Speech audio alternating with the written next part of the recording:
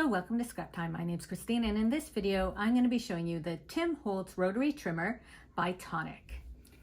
Now the rotary trimmer, it's a circle blade and it runs on this type of mechanism here, compared to some of the other trimmers that have the little tiny blade that you put in and change out. The main base of the trimmer is 6 inches. However, it does have two things that you can pull out. Where's the other one?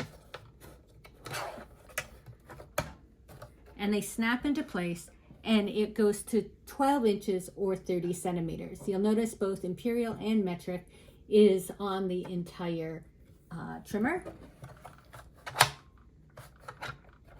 The other thing is it has a grid on it, so you can measure your paper and make sure it's lined up straight, even if it's not on like the 6-inch marks and that. And it has little markings too, if you need. They're hard to see, but it has like a 3 by 5 inch markings and stuff if you're cutting like card fronts.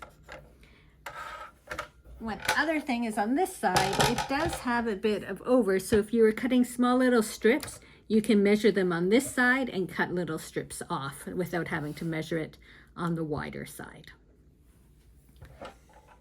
So to use this trimmer, what you want to do is you put your paper in like you would on any other trimmer, and then you want to use the guard. The guard will protect your fingers from the blade and also hold down your paper, and then you give the cutter a little press down and you will get your nice clean cut. The trimmer can go both ways. I tend to use them one way. It's just a preference, but you can go this way, you can go back and forth. Now, another thing to know though is if you don't press down, it is still going to cut. So I'm just going to push it across. But you might get a slightly, it might be hard to see, but you'll get, it has a little bit more jaggedy, not jaggedy, but not as clean.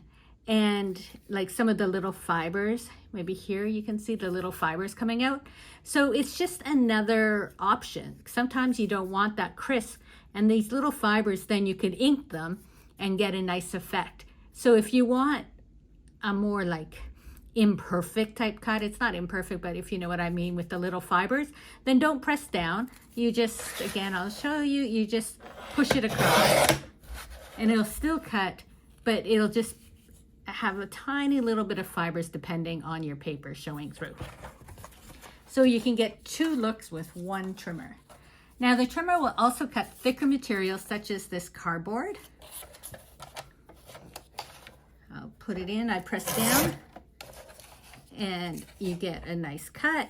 And again, if you want, I'll go the other way just to show you, without pressing down, it'll still cut, but it might be a little bit more fibrous versus the cleaner cut. So it will cut many materials. Basically, if it fits under here, it'll cut. Now, the other great thing about rotary trimmers is that it's hard to see, but the blade runs along this metal base, and it's almost like a self-sharpening type tool, and so you don't have to replace this blade for a long time. You can buy replacement blades, but you'll see while using it that it doesn't dull the way that those tiny little blades and some of the other cutters dull. So you will have this a long time before you have to change your blade. Now, I just want to show you a comparison. I've been using the American Crafts rotary trimmer for many years. And when it comes to the blade, I have never replaced this blade. So that's something to tell you. But you can see the difference in it. This one, it like a whole base pulls out. Oh, sorry, this isn't American Craft. It's Fiskars. I'm very sorry. It's a Fiskars trimmer. And it's a great trimmer. As I said, it's been my like go-to trimmer for like many years. But I wanted to give the Tim Holtz one a try. Now, so what I found though is if you have a rotary trimmer like this Fiskars trimmer, you don't really need a new Tim Holtz trimmer.